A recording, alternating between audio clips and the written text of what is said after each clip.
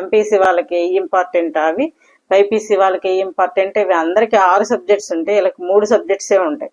గుర్తుపెట్టుకోండి. 6 సబ్జెక్ట్స్ చదివే వాళ్ళు ఎట్లాగా, 3 సబ్జెక్ట్స్ చదివే వాళ్ళు ఎట్లాగా? అంటే ఎవరికి ఎక్కువ ర్యాంకులు వస్తున్నాయి? ఈ 6 సబ్జెక్టులు చదువుతూ గవర్నమెంట్ కాలేజీల్లో ఉన్న వాళ్ళు ఐఏఎస్లు, ఐపీఎస్లు, యూపీఎస్సీలు కొడుతున్నారు, గ్రూప్ 1 వాటి కేడర్లో ఉంటున్నారు, మంచి పొజిషన్ లో ఉంటున్నారు.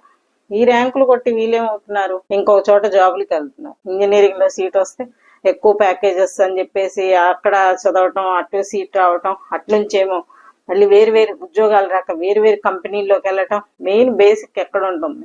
విదేశాలకు వెళ్ళిపోవటం, అక్కడ చదువుకుందాం అని చెప్పేసి అక్కడికి వెళ్ళిపోవటం. అంటే మన దేశంలో విద్య అనేది ఎలా అయిపోయింది అంటే బిజినెస్ గా అయిపోయింది. డబ్బు సంపాదించాలి బాగా అనుకొని వ్యాపారంలోకి దిగాలి అనుకుంటే సొసైటీలో పొజిషన్ లో ఉన్నట్టు ఉంటుంది, మంచి వ్యాపారం చేస్తున్నట్టు ఉంటుంది.